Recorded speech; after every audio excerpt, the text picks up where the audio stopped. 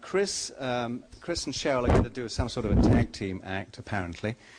They're jointly working on they're finishing a book, which is a book which deals with the 50th anniversary of C.P. Snow's Two Cultures, as a couple of people mentioned today. Chris is also a contributing editor to Science Progress, senior correspondent for the American Prospect, author of The Republican War on Science, you may remember that little book, and a book on Storm World. He writes an Intersection blog with Sheril, who was at Duke, still at Duke, works on ocean science, has worked with senators, and is now a science writer and seed blogger, also based at Duke University. So, off you go. It's really good to be here.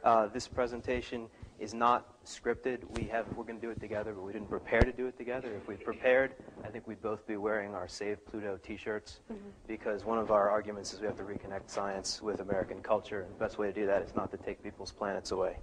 But let me tell you briefly why we're here. And first of all, why I'm here, and then why Sheril's here with me. As you heard, in 2005, I published a book called The Republican War on Science. At the outset of talks, I like to disclose there was no conscious intention to echo the cover image of another popular book you may or may not be familiar with. So we really only noticed that later. And then Time magazine copied both of us. But the book, created dialogue, so like any author would do, I went out on the road to give talks about the subject matter. And in my early series of talks, trying to be a science communicator, I had a strategy for communication. It was unveil this long litany of all the different ways in which the Bush administration attacked science. And I would speak to audiences of people who cared about science like yourselves. This form of communicating would prompt a lot of outrage, a lot of anger on the part of the people in the audience. And then at the end, all of the hands would go up, and they would all say, I cannot believe what you're telling me. This makes me very angry. It makes me want to punch a wall. I can't believe this kind of crap is going on in my government. You haven't given me any release. You haven't told me what I can do about this problem. And I realized my instinctual answer to that question, which was, buy the book, was probably insufficient. So I started thinking about new answers, new solutions to what was really a broad science, politics, society disconnect. Precisely what Naomi was telling us about on the climate issue extends across a large number of issues. And what kind of answers? How do we reconnect science and society? How do we reconnect science and culture? Well, we've got to do something about science in the political process. We've got to do something about science communication. We've got to do something to make science relevant, broadly relevant to people other than scientists. Well, it was at this point that I started collaborating with Sheril. And I like to joke that one of the reasons I collaborate with her is because she's happy, and that makes her productive, and I'm angst-ridden and starting trouble, and she gets things done. But she's going to tell you a little bit about her perspective briefly on how to reconnect science with an important walk of what we do, which is the political system, and how she knows something about that. And then we're going to launch into the substance of what we did together. Mm-hmm. Well, I first want to say, too, that I'm so honored to be here among so many inspiring individuals and part of this Beyond Belief conference.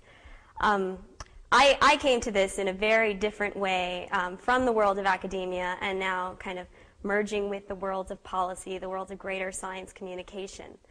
I began as a sea cucumber biologist. I was in grad school at the University of Maine, and working on the underappreciated but ever charismatic sea cucumber, and also earning a degree in policy at the same time. So straight from there, I went on to one of these congressional fellowships, working with Senator Bill Nelson.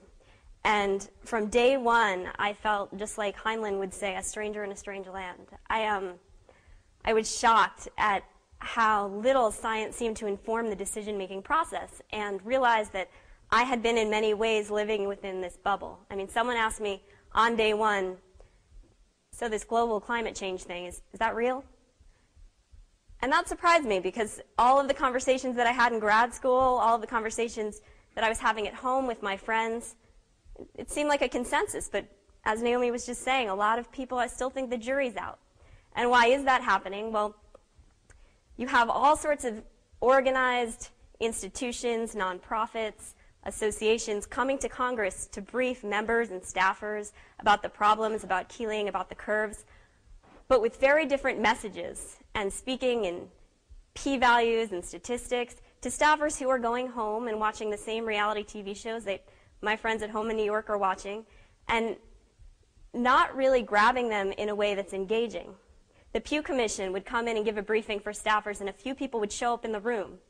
Whereas the George Marshall Institute, which many of you may know of, would come in with just very charismatic, articulate speakers, talking about Michael Crichton serving food, which is a big deal. And it was a packed room. So clearly there were different languages being used, almost like what I was joking happened on Tuesday night with the vice presidential debates. I mean, it was like two different conversations happening, and staffers who, for the most part, are very intelligent, well-educated people, not quite knowing who to believe. And so I saw that as a very clear problem and something that I was going to have to go on and continue working on, rather than just keeping my focus within the ivory towers. And then I began collaborating with Chris. And I guess that brings us to this election season. In all likelihood, the next president is going to decide many crucial science-based political issues. How will we resolve global warming? What will be our stem cell policy? Hopefully we'll get that out of the way really quickly, and then we'll go on to all sorts of other bioethical kinds of issues which are going to be colliding with us. We might even have to decide, will we geoengineer the planet? Will we militarize space? I don't know. We're going to need scientific information for all of these kinds of issues, and yet science is barely being discussed on the campaign trail. This is the disconnect between the world of science and the world of politics. So Sheril and I blogged together, and what we did was we got together with a couple of other interested individuals to create an initiative called Science Debate 2008. And why don't you tell us a little bit about how we did it, and then we'll get into some of the points about why it did or didn't work and what that tells us about the relationship between science and politics. Well, backtracking a little bit more back to my graduate years in Maine, I was concurrently, literally elbow deep in sea cucumbers a lot of the time, but I was also working in pop radio for Cumulus Media as a pop radio top 40 DJ. And I started to notice this trend, whereas we'd hold these seminars at the university, and if 20 people showed up in the room, it was a smashing success. And then we'd try to do a fundraiser for something like helping the victims of a hurricane on the radio station, and we'd have 2,000 people come out. So what did this media group know about social marketing that the university was missing? Now, arguably, they might not be focused on outreach at that scale, but there were very different ways of engaging broad groups. And so through blogging, Chris and I reach an enormous audience. I mean, we've had months where we almost reach, 100,000 page views, which is a lot, because journals and publishing, it's so important, but a lot of people don't have their hands on that. It's not usually freely and openly accessible. So Science Debate is unique because it was launched through new media. We got a coalition together of bloggers, and I also want to say our original steering committee was Chris and myself, a writer and someone grounded in science, also astrophysicist Lawrence Krauss, who I don't think is here yet, but will be coming, and two screenwriters and a philosopher, Matthew Chapman, who's Darwin's great-great-grandson and also behind Runaway Jury. Sean Lawrence Otto, who you see on the bottom, was involved with House of Sand and Fog. So a motley crew of different individuals. But we all kind of have different techniques of bringing people together, and I think that was really a strength of this. So using the blogosphere, which here's our blog. It's called The Intersection. It's, as you can see, the Constitution and the DNA strand. So we want to be at the intersection of science and policy and culture to talk about calling for a presidential science debate.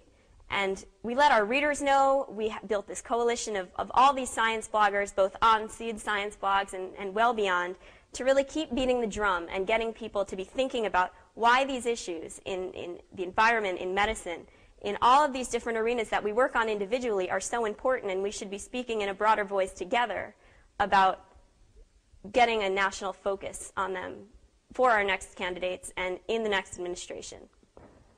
Just one thing I like to remark upon about this. This initiative did not come centrally from the world of science. As Sheril mentioned, it came from science bloggers. There was one well-recognized scientist who was part of our original organizing committee, Lawrence Krauss. But centrally involved were these two Hollywood screenwriters, Matthew Chapman and Sean Lawrence Otto, really running the show now. And as I like to joke, if the Hollywood writers had not gone on strike in the fall, of 2007, which was exactly when we organized this. I don't know. These guys couldn't write. They couldn't work. They had to do something. So they're like, let's create a presidential science debate. Otherwise, there may not have been one. Well, was it a success? That's the question. Unfortunately, in my opinion, no, it was not. We got the candidates to answer a list of 14 science policy questions, which you might have seen online. I encourage you to read them. They're very substantive. They're very meaty. But we could not get them to commit to events, despite having set up a pretty desirable one, we thought, in a battleground state, Pennsylvania, just before the April primary, at the Franklin Institute in Philadelphia. So we were ready. We built it. They didn't come. My whole goal with the Science Debate 2008 initiative was to elevate the prominence of science in the election so as to communicate the importance of science more broadly beyond the world of science. And without the candidates, and frankly without television, we didn't succeed in that way. And so the question is why? Why did the candidates not participate? Why was this not a priority? Why was the nation's brain trust so easily ignored? And that's a question that I think we need a little bit of historical information upon. And one way to think about the answer is to look at what has happened to the standing of science in our society over the past 50 years and also trends in media attention to it. So post the launch of Sputnik, the year 1958, science was big stuff in America. And at the same time, science media efforts were booming. Eisenhower was creating the Presidential Science Advisor Post and the President's Science Advisory Commission. He said later, I think, close to his death, that, he called them my scientists. And he said, this bunch of scientists were the only people in Washington I could turn to who didn't seem like they were in it for themselves. They were actually in it for the country, or something to that effect. So science was a subject to be discussed by presidents and that presidents cared about. Since then, we've seen a fairly steep decline in the cultural relevance of science today. Now, not the substantive relevance of science to policy matters a ton. Here I've got an image of geoengineering schemes that might occur, okay? If we're going to decide to do that, or decide that it's a really bad idea, if we can't head off global warming any other way, we're really going to need science, and that's one of only so many issues on which that's the case. But the relevance of science is not what it was 50 years ago. And why is that the case? Well, one reason is the steep decline in media treatment of science. Let me give you a little bit. People always complain about science writers. Well, the biggest problem with science writers today is that they're losing their jobs. Not that they're not good at it, but that there's no position for them anymore in a lot of publications. Here's Rick Weiss, one of the top science writers on biomedical issues, recently left the Washington Post because they cut the science section. Well, that's something that's been going on for the past 10 years for a long time. A study by the Shorenstein Center from 89 to 2005. Number of major newspapers featuring weekly science sections shrinks by nearly 2/3. If you look at the Science Writer Organization, which I'm a member of, as of 2005, just 7% of the members of the National Association of Science Writers had full-time positions at major media outlets. The rest of them are freelancers, or they're actually university public relations people. And then the Washington Post has gotten rid of its science section. And the mass media, the TV media, even worse. A study from Pew, if you watch 5 hours of cable news, expect to see 1 minute devoted to science and technology. Another study found something like, for the New York Times and the Wall Street Journal, the percentage of front-page stories that were some way about science and technology was slightly under 1%. You have the science-centric media, but how much science is actually being covered there? I don't think there's anything today like Carl Sagan's Cosmos. Reached a huge amount of people with scientific information. Now, why? Why is the mass media become so science anemic? Well, I think there's two important factors, and let me just editorialize here a little bit. I really, really think that scientists ought to study the media as scientifically as they study everything else, because it would vastly increase their influence. So what's happening in the media? One trend is conglomeration. Fewer and fewer companies own more and more parts of the media, and because things are being run from the top down, they're trying to please shareholders. They're cutting back on expensive things like career science writers who know their beats really well and expect to get a pay raise every couple of years and expect to develop a lot of expertise in this substantive area, or international affairs reporters, or having a Washington bureau. All of these things are being cut back by conglomerates and by media outlets in general, and newspapers are also struggling vis-a-vis the internet, so we're losing out on all kinds of substantive information in the media. That's not the only problem. The other thing that's going on is the media is becoming vastly fragmented at the same time, and this is perhaps the biggest threat to science and perhaps one of the biggest things that's knocked it off its pedestal of relevance. If you were to sit down and watch television in the evening in 1985, you pretty much, 6:30 p.m., you pretty much had four choices. You had the networks, PBS, you were going to get some news, substantive news about political affairs, probably some science. In fact, Walter Cronkite actually launched a science show in the 80s, Walter Cronkite's Universe. I don't know if you remember that. Well, what if you sit down at the same time today and watch television? You've got hundreds of cable channels to choose from. And what this means is that for a citizen who doesn't care, doesn't have much interest in science, they don't have to get any of it at all. They can just watch the Food Network. Or they can watch Fox News, and they can self-select themselves not only out of science content, but into ideological attacks on science content. And that will be their source of information. If you look at how Fox talks about global warming, evolution, it's not scientifically accurate, but that's all that people are getting. So we can no longer assume that the American public is getting really much information at all from the scientific community. We've got science blogs, but again, we have this selection effect. The media is a smorgasbord of choices, and people who care about science are the ones who are reading science blogs, and so that's why we whipped up the science community real fast with blogs, with Facebook. Everybody's like, rah, rah, let's have a science debate, okay? But only, for the most part, science-centric media covered Science Debate 2008. Mass media didn't, and so it wasn't put on the candidate's agenda. Chris, could I just interject one thing, though, which is to remind everybody that there was an enormous collection of scientific organizations rallied. Yeah, I guess we didn't actually say that. Amazing collection. Yeah. We had, hundreds of universities signed on, Nobel laureates, people in and out of the public eye came together more rapidly than had ever happened before for a movement like this. And that in itself is historic, but that's also not enough.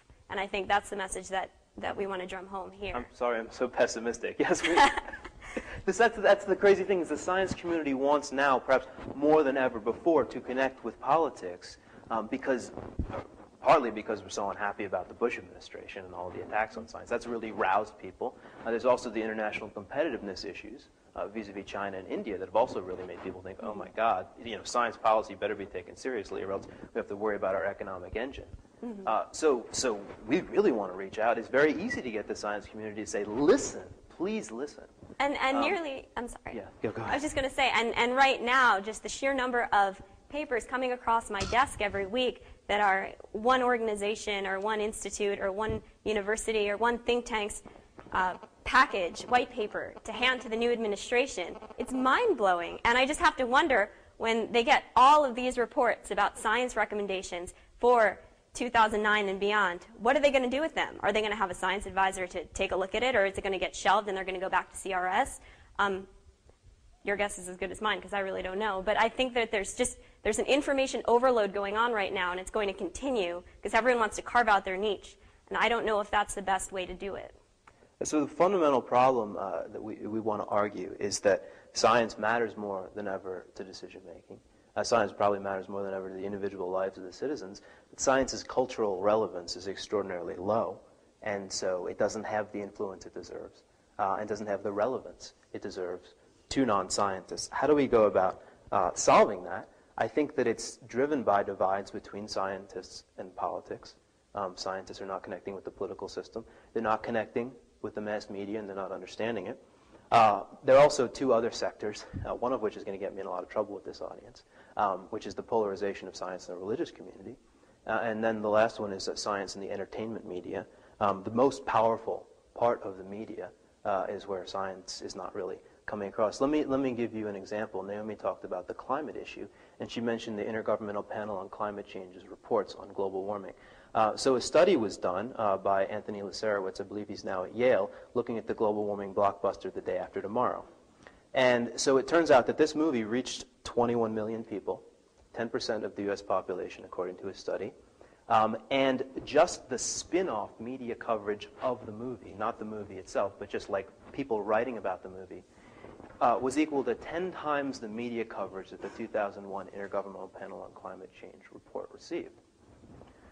So no wonder we're not reaching people about science. And also the people who saw the movie, the 21 million, even that was not enough to significantly move public opinion about global warming. So one of the biggest disconnects is the role of science in the entertainment industry. And that's something I want to talk about very briefly.